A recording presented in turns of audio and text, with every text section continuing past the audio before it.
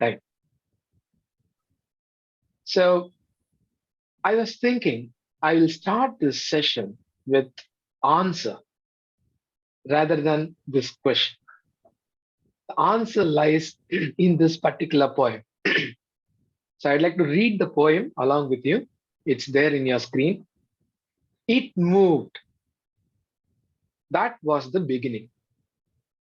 Before that, it was silent, static, infinite truth. The shimmering was energy tumultuous, cradling the atoms. In the rapturous churning of the centrifugal whirl, they joined and conjoined, clashed and exploded. In one volatile splendor, it was unfolding. It was the unfolding. The massing of constellations, the suns and the stars, the manifestation of all things, both animate and inanimate. The awakening of consciousness. Look at this sentence. The awakening of consciousness. The dance of life between birth and death. It was the communion, the communion of spirit and flesh. I think it's like coming together of spirit and flesh. The emergence of man, the conscious of justice and righteousness. Very important sentence to be underlined. The consciousness of justice and righteousness, fulfilling himself in awareness and in service, selfless and pure. This is an English rendering, more of translation of DSL Swamiji's, by DSL of Swamiji's Tamil poem, which we all know. I have actually, took the Tamil poem and given it for reference in beneath. So I have actually already read the answer to you. Now I'm going to delve a little deeper into, we know what the answer is, but still, do we know what we want? The question is still afresh. Even though we know the answer, the question sounds still afresh to many of us. Do we really know what we want? I was thinking, to answer this question, let us go step by step and decipher it. First, I would like to know, who are we? The definition of human being. Then I would like to think on, why do we exist? How do we exist? The existential question. Then I thought, what is the purpose of life? Which is more towards like, do we know what we want? If we know the purpose, then we know what we want. So the purpose, what do we really want? And then finally, I thought I'll give you some tips on what should we really do. But of course, it's all suggestions and tips. We know what we really have to do. Once we know the definition of us, the existence of why we exist, and the purpose of life, probably we'll chart out our own actions in life. Let us ponder on the definition of a human being. Who are we really? What do we want? We started our journey. Okay, let me ask this question. I don't know how many of you will answer correct. Do you know how many cells are there in our body? Trillions and trillions of cells, right? They say around like 4 or 5 trillions of cells. If you know our famous Dr. B.M. Hegde and his YouTube videos, he actually used to quote this often, that we are actually not just little bits, like trillions of cells. And even more, he would say, saying that which is not human genome is also living along with us. In fact, that's a key to understand our existence. So when we define us, how do we define us? The body, mind, and soul, all those things. You should understand that all this shaped up from a unicellular organism. We actually started our journey as a unicellular organism in the womb of the mother. How many of you have thought about this before? If I say that we are actually a unicellular organism, would you agree today? We started our journey so humble, just a tiny, eeny, weeny bit of a cell, just one cell with 46, 23 plus 23, 46 chromosomes, just one cell. Now we grew from there, we multiplied, we divided, we ate, multiplied, divided, and we are now a trillion cells of cells working together to form this human body system. So body wise, I think we pretty much know the definition. But why do we exist in this world? How does this consciousness came about to us? That's a beautiful question to ponder a little bit on. Think about it. We actually have this journey starting from a dark matter. Swamiji, in his 96th birthday speech, explained that, dear Brahma Jnanis, today I pronounce that nobody else changed this dark matter into a formative dust particle. It changed itself. So he used this very word, self transformation. It's a very, very important word. It actually existed and it transformed itself. This is very, very important. And that's how this poem, I actually plotted this verses of this poem that I read in the initial slide in this journey of consciousness. Before all, before everything, that we know in this existence, it was silent, static, and it was infinite truth, which is the dark matter. And then the formative dust particle, it moved. The self-compressive force made it move, which formed this formative dust particle, and that was the beginning. Then came the shimmering was life energy, tumultuous, cradling the atoms. So the atoms came together, formative dust particles came together to form atoms. And we know the next step is formation of 5 elements. The we call it as ether, but actually science proved there is no ether at all. Science has already proved, and in fact, it has disproved the ether, concept. So I don't think we should call it as ether. We should actually call it as akash, for just for our understanding. So this akash, and then air, and then there's this fire that transforms matter into all this, right? Akash, air, and then water and earth. So when you heat, a solid, it becomes liquid. When you heat liquid, it becomes air. When you further, dismantle air, it becomes, this akash. So you know these 5 elements already, and they came together to form the massing constellations, suns and stars, the manifestation of all things animate as well as inanimate. So if you just look at the stone, look at me, myself in a mirror, in what way do I differ from the stone and this form? They both are made of atoms, isn't it? Yet there is something special in animate, in living beings. The inanimates, I think they are blessed. Forever they are, there, and they are blessed. But if you just look at this living being, there comes sorrow, there comes excitement, energy levels, there comes a mind, and there comes a beauty, and there comes every stress and all things related to humanity. That made me ask the question, what is the purpose of this animate living beings? There is a stone and there is me. What is the purpose? If this is journey of consciousness, if we see the whole thing as the most intelligent being, the dark matter. From there, we all descended and took this form of a dog, a cat, and a human being.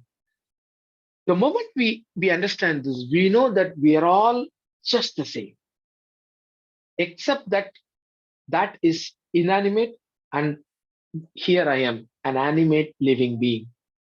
And yet, there is one more step from an animal to a human, the consciousness. And we're going to see what is the purpose of life. It's not just Swamiji. Swamiji himself has said there is going to be lot of gurus that are going to come in our time, and they are all going to guide us into this. I was thinking why we listen to only gurus when it comes to spiritual matters. Why not just search for people who has pondered on this, who are very successful, whose let me say whose words are more famous than anybody else. So I just went on internet, searched for the most famous people talking about purpose of life. Do you want to listen to it? Here they are. The purpose, in the words of five famous people, they are selected with a lot of diversity in mind. They come from very different backgrounds. An American actor says purpose is an essential element of you. It is the reason you are on the planet at this particular time in this history. Your very existence is wrapped up in things you are here to fulfill. Whatever you chose for a career path, remember the struggles along the way are only meant to shape you for your purpose. He spoke in length, but just think about what he spoke. He only says the the whole universe is shaping you up for a purpose. He's not really saying what the real purpose is. He's asking you to think that whatever struggle that you put into, just take those struggles. It's a very positive way of looking at life. You just take those struggles and then think that those struggles are there to shape me up. For what? For a purpose, to meet the purpose. And what's the purpose? It's not even a single word about that. Now I'll go to the second one. This is Prime Minister himself who led Britain in to World War II, to win the World War II. And you all know this person with a big cigar. Um, so it's not enough, he says, to have lived. We should be determined to live for something. He says it's not enough to have lived. We should be determined to live for something. Then what is it something? He doesn't say it either. He says, don't just live without purpose. Have a purpose in life and live for it. What is the purpose? He's not saying it. He's leaving it open. These are like people who are very successful. Let people, lakhs and millions of people have followed his path, and look at how they actually look life and try to define the purpose of human beings, right? Now there is a third person, father of American literature. So okay, we actually saw an actor who is very successful, and then we saw a great leader who's very successful again in World War II, winning World War II for Britain. Now let's say maybe we'll get an answer, more better answer from a literary person who has actually thought a lot about it, right? So he says the two most important days in your life are day you are born and the day you find out why.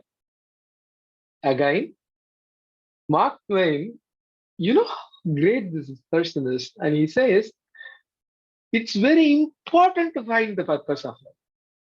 But he doesn't really say what the purpose of life is. I'll go to the fourth one. American actor, filmmaker, singer, entrepreneur, multifaceted personality. And he says, why am I doing the work I'm doing? Why am I friends with this person? Am I living the best life I possibly can? Questions are often looked upon as questions of doubt, but I don't see it why that way at all. I question things to stay present. See, makes little sense now. To make sure I'm doing what I'm supposed to be doing. Again, he goes back to what everybody else was saying. He says I want to ensure that I'm doing what I'm supposed to be doing. But what are we supposed to do? No, no answer to that question either. The British born American author, motivational speaker. Okay, here's a motivational speaker. So let's see what he's going to say. People don't buy what you do, they buy why you do it. Again, he goes around the bush and he says, we don't buy what you do, they buy only why you do it. I like this answer very much because for a philosopher, I always like this question why, then what and how. They always are interested in knowing the reason for doing something, which is basically the purpose of life. But again, he doesn't say what the purpose is, but he actually says people look at you in your life. They don't really see, they don't really care what and how you do things. They actually care why you do it. There is a beautiful word for this, that is the intention. That is a beautiful quote for it. Intention speaks louder than your actions. What you do, how you do doesn't really matter. Why you are doing makes sense, makes a lot of sense to people, and they appreciate that. So he again says you have to have a purpose of doing something, but he doesn't reveal what the purpose is. He leaves it to us. Then I went on, like, I was a little disturbed. And why are these people who are so successful not able to nail it and tell us this is the purpose of life? Nobody does that, right? I have lots and lots of quotes. You can see if I can draw your, uh, site to the bottom line, you can see there are like 28 pages of, like, each page will have around 50 quotes. Like, so many quotes in Goodreads. So many people talking about the purpose of life. So these are all purpose of life quotes. And believe me, the first page and the last page is what you see here. I still do not see a person define the purpose of human life. They always go around and round and say, you need to have purpose. You need to have an intention. You need to think about it and all those things, but they never reveal you what the real purpose of life is. I think for that, we need to really come back to our guru. But we'll do it a little later after a couple of slides. We already actually have read his poem. So I just thought I'll put, what we want in our life. We crave for food, which is very basic, and then clothes, and of course, a place to live. And nowadays, I think you should also add a way to transport yourself, because we actually always, say that is like a car, a bungalow, right? A way to ensure food on your plate. That is our materialistic, what we want. I think we are all very clear about it. Every one of us has this very minimal objective of ensuring there is food on the plate for me and my family. Probably we also think about what will my child do, my second generation, next generation. They should also have food on the plate, and I should ensure that security, food security. And then I should ensure there is a roof on, upon our head, to ensure the weather is not affecting us. So we actually think of, our future generation as well, and buy probably, two bungalows, not one. uh, I don't want to get into that line of thought of, like, having so much. I'm not really greed. This is not about greed. This is a basic need I'm talking about. I really think everybody thinks that I need to sustain my life. I need to ensure that my child could sustain his or her life. And, the growth is secondary. First is to sustain life, to have a peaceful life. Now, those are all materialistic wants of what we want. Now, you can see there is a materialistic growth and there is a spiritual, consciousness growth. I have plotted in this, and there are four quadrants. As you can see, if you are like materialistically, steep, you are probably born rich with a silver spoon, right? And you are not, conscious, you're You're not both materialistic grade. You're not, consciously gone.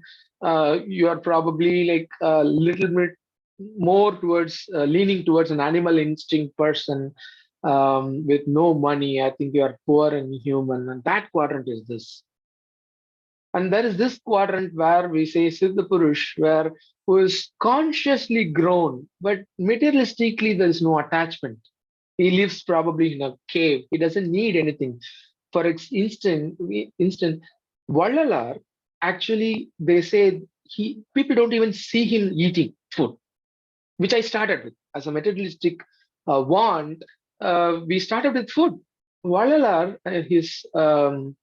his disciple, very close disciple, Tolur Velayatha Mudaliyar says he has not even seen Vallalar eating. He actually goes on, not eating for very longer days. So we know this is the Purusha basically don't eat. Even our very own Guru, I have heard Shakti sir talking about our Guru in his last days. He used to just, eat a very, very little. And even after eating a very little, he will go on writing in a piece of paper. And when Shakti sir once inquired our Swamiji, you are at this age, it's like 90 plus, 96 plus. Why are you struggling and then, writing still? And Swamiji has replied to Shakti sir saying, the food that I ate, which is very little food that he ate, I have to do justice for the food that I ate. Somebody provided me the food, and I have to ensure that I thank him with the writing that I'm doing, the work that I'm doing, the conscious growth that he's, having. He wants to put in words and then share it with society. Siddha Purusha are like that. But if you look at it, just put a Pareto principle of 80-20, you will see that, the 80% is actually across this diagonal. This diagonal is only 20% or maybe even less. Now, the fourth quadrant, where you have a materialistic growth as well as conscious growth, is what Swamiji always aimed for. And that's the social cause. You have your life with the materialistic wants, not the greed. You define yourself what you really need. And when you define that, from then you ensure that your consciously growing yourself, spiritually growing yourself. And that's the very purpose. When you spiritually grow yourself, you identify yourself as one among the mass, animate and inanimate, animals and humans, everybody. So when I say this, I in my lifetime will not harm anybody. It doesn't mean just humans. It means anything in the world. I don't want to harm. That's what it means. We talked about a lot about definition, existence, and the purpose. I think we should actually action them. The conscious of justice and righteousness. How will we get that? When you meditate, when you feel that you are one among the entire universe, you naturally grow that in yourself. Fulfilling herself in awareness. Be aware of the current moment. And in service, selfless and pure. You can see all these are verses of the poem that I introduced in the first slide. And in service, selfless and pure, like our Smalji. When you attain that consciousness supremacy, you ensure you are in service of selfless and pure. And then the emergence of human beyond oneself. He says, Swamiji, that this life emergence as human is basically to sense the consciousness, to understand the journey of the consciousness, to understand where we came from. The moment we actually understand where we came from, we know both inanimate and animate objects in this entire constellation. They all came from the same place. We are all brothers and sisters. I don't know how many of you will actually feel this, when you look at a dog, a cat, a cow, a lion for that matter, that we are all brothers and sisters. We all came from the same dark matter. That consciousness journey to understand is very important. Conscious of justice and righteousness, fulfilling himself in awareness, the humans, fulfilling himself in awareness and in service, selfless and pure. That's the purpose. I felt Swamiji in this poem gives us the purpose of life, very purpose of life. I, in my lifetime, will not cause harm to the mind or body of myself or others in the present or future. I will try my best to remove suffering of others to the maximum extent possible. Thank you so much. Over to you, back to you, Balachandra sir, for any questions. Thank you so much, Professor Siva Shankara sir. It was indeed a very wonderful lecture. You started your lecture with the poem that is our prayer song, and which is self-explanatory to your question. And you gave the answer and made us ponder over the question. Well done, sir. Over to you, Professor Balachandran, sir. Excellent presentation. I should congratulate you on a very difficult topic.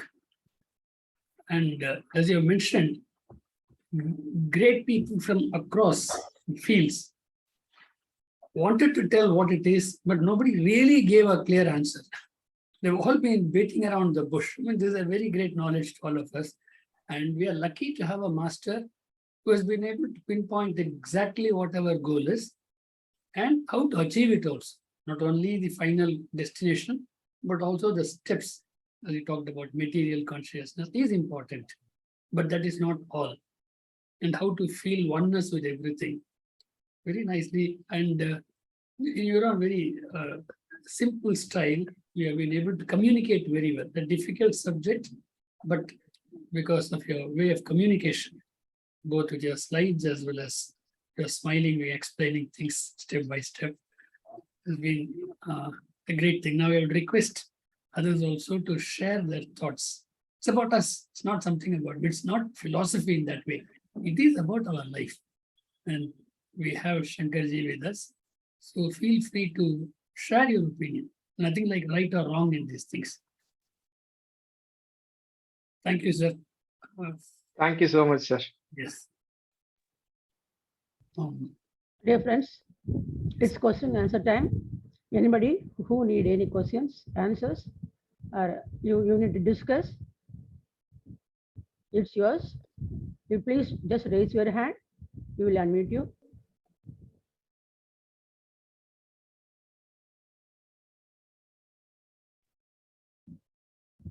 Friends, you can just raise your hands.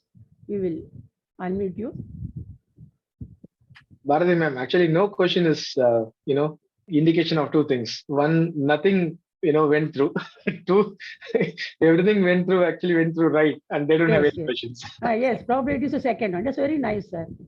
It's a different, entirely a different way of speaking. You quoted so many things, and it's very nice. I enjoyed your speech. Thank you so much, ma'am. Probably, definitely others. Yeah, if not questions, ma'am, I think that's why we should, they are just pondering over. They are just keeping quiet. They have not yet come out of it, probably.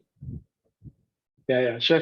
Actually, I'm just thinking, if not questions, any commentaries of purpose of life would also be enlightening to me because I'm a student, right? So very, very naive student. So I would like to also understand from others of what they think about purpose of life. What is their definition of purpose of life? Yes, that's what we also want. Dear friends, I want you to raise your hand. We are waiting to hear you. I think I made it simpler. They don't have to even raise their hands. They just unmute themselves and speak. Okay, sir. Yes. Yeah. That's a bonus. We'll try to incite them to speak something. Okay.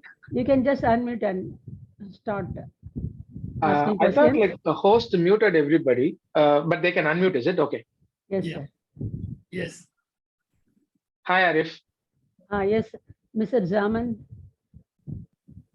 I don't know if Arif could unmute. He Zaman, yes, sir. Arif raised his Zaman, hand, but he couldn't are unmute, you right? there? It is Yeah, you got to unmuted. unmute from your side and speak, sir. Arif, sir, you can just unmute from your side and No, I know. Bharati ma'am, I think host has denied that option.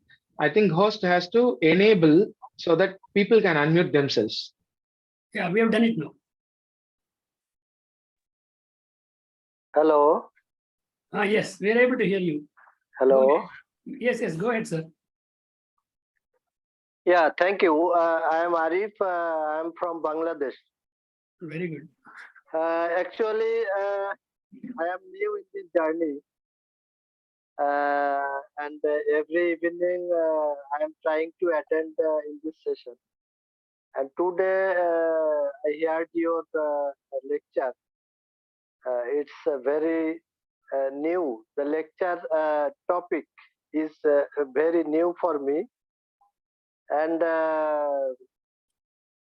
seriously, I heard your lecture, all the point, and some of items I will follow, like food and the effectivity of meditation to change our self behavior that you were talking. But the purpose of life, the answer, what will be appropriate, the purpose of life, it is really difficult from my side. So actually, I don't know the purpose of life. So, Swamiji says, what do you think actually about your knowledge? What is the purpose of life? excellent. Sir, actually, like I said, Thank you. Swamiji actually says, it's not just me, right? Swamiji says, the purpose of human life is to understand the consciousness, the journey of consciousness. The moment you understand the journey of consciousness, you will know you should conduct yourself in proper manner. Because you know now that both animate and inanimate objects, they're all one and the same. We all came from that dark matter. The moment we have that thought in our mind through meditation, the moment we realize that this is just an information suggestion that Swamiji is making with all these writings. But the moment you sit in meditation and realize in very lower mental cycles, you realize that oneness among both inanimate and animate objects. The moment you realize, and that moment is, he says, is the very purpose of life. The moment of realization that we all came from the dark matter is what is the purpose of life is. The conscious, the awakening of the consciousness. The moment you have that awakening, which is the very purpose of life, you will conduct yourself.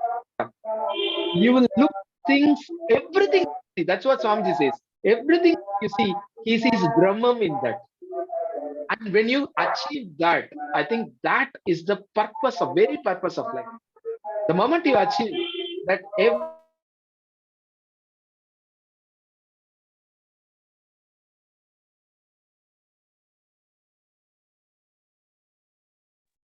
everything will come into a proper understanding.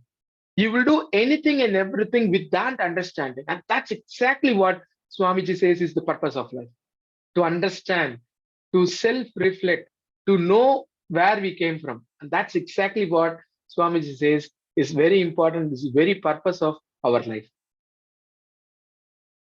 Thank you so much for that question, Arif sir.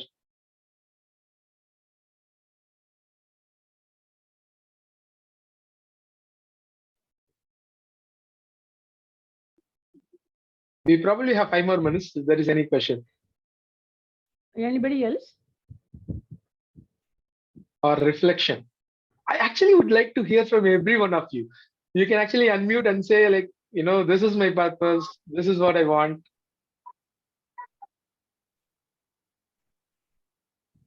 I see Armin Chopakian. I see Suresh, Nalini, Mandar, Vijaya, Veena, Gajendran. Arif sir has again raised his hand. Probably Okay. he needs some more answer. Oh, sure, Arif Arif sir. Zaman. Sir, you can, please unmute and talk, sir. Arif sir. Yeah, Arif. the network is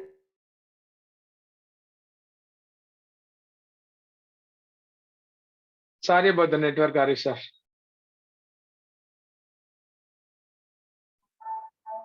Sorry about the network, Arif sir. yeah. I think Now, also yeah. am I clear to you? Yeah, you are clear to me. Okay, thank you. Now, my second question, at the time of meditation, in a deep conscious level, when I in deep conscious level, some affirmation, like in good sentence, good wish, uh, is it uh, is it really effective, or Okay. it I will can answer your question. it can it can express regularly? Yeah, same sentence need to express regularly in that meditate time. Please Absolutely. explain. Okay.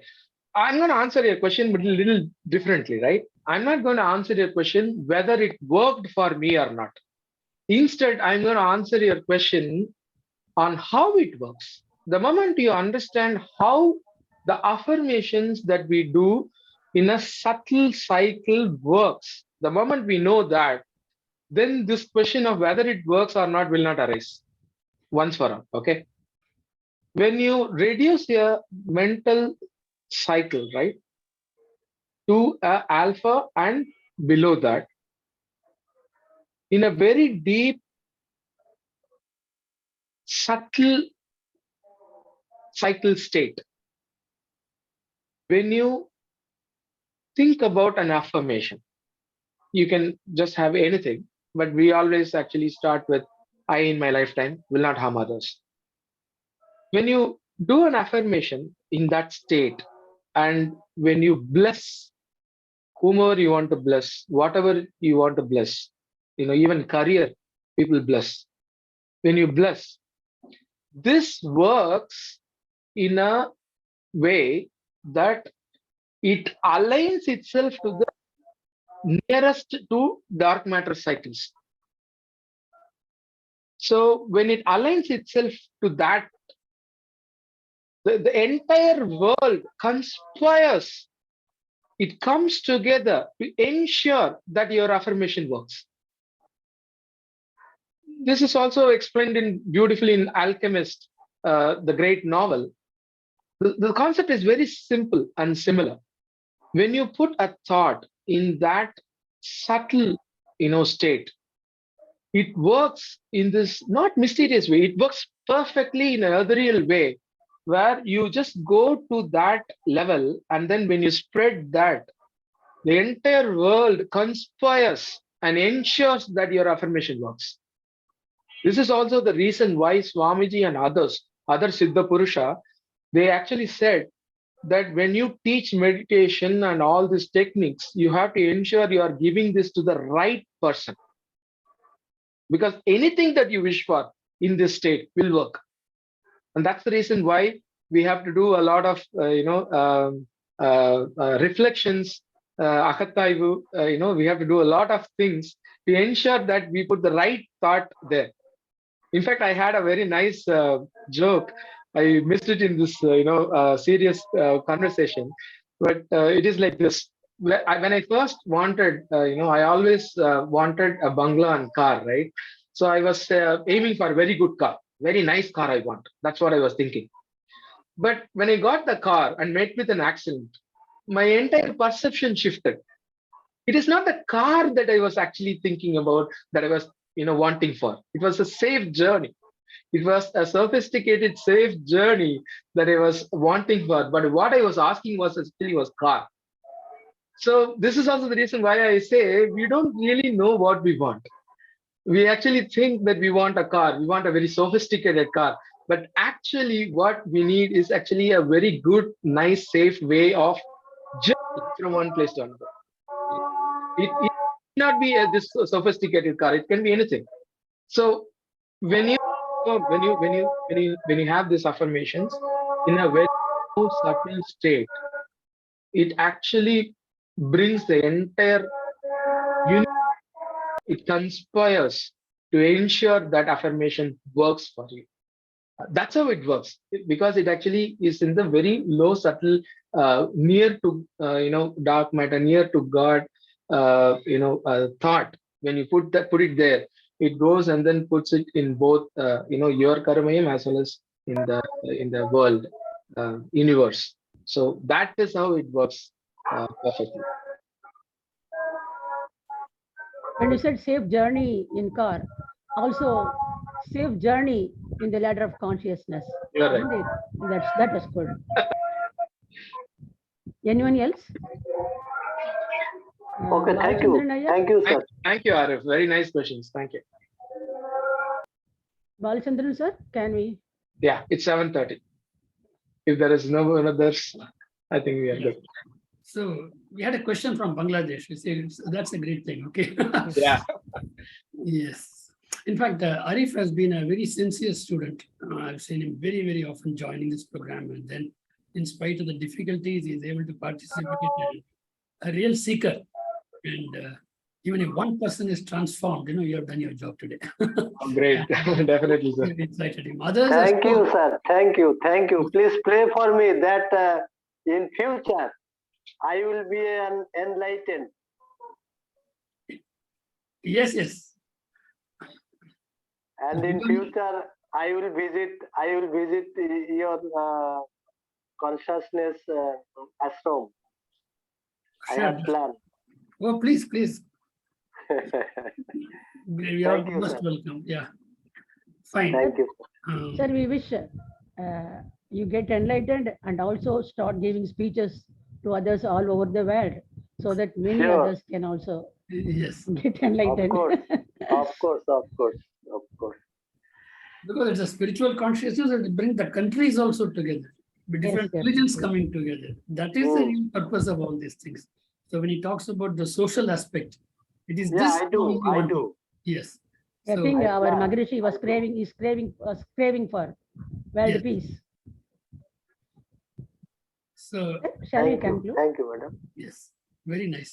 And others are still wondering. They will come and bother Shankar in future. Okay. So you have made them Anytime. What about it? meditative stage. You already put them in. Absolutely. Good. Shall we conclude, sir? Yeah. Thank you very much, Professor Shankar, sir, for your excellent speech. Thank you, Professor, Senior Professor Balachandran Ayya, for your continuous guidance. Thank you, all dear participants. We will meet again next week, same time, 6:30 p.m. for hearing another special lecture. And again, please do participate daily. We have meditations morning 6 a.m. sharp, Indian Standard Time, and evening 6:30 p.m. Indian Standard Time. Kindly do join for the meditation and enjoy the bliss. Thank you all. Be blessed by the divine. Thank you. Be blessed. We conclude the session. Yes.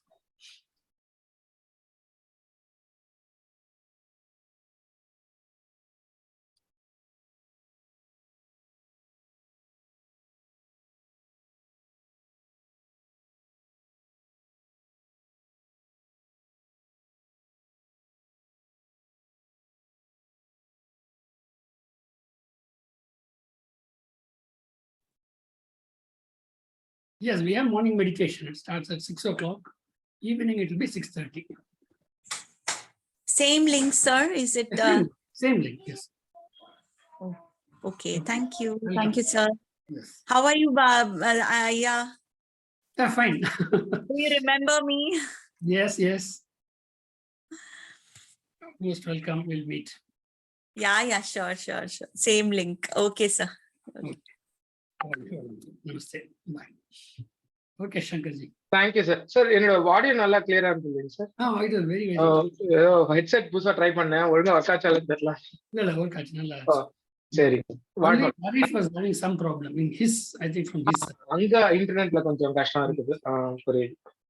நன்றி. வாழ்க வளமுடன்ங்க. ரொம்ப சந்தோஷம். வாழ்க வளமுடன்.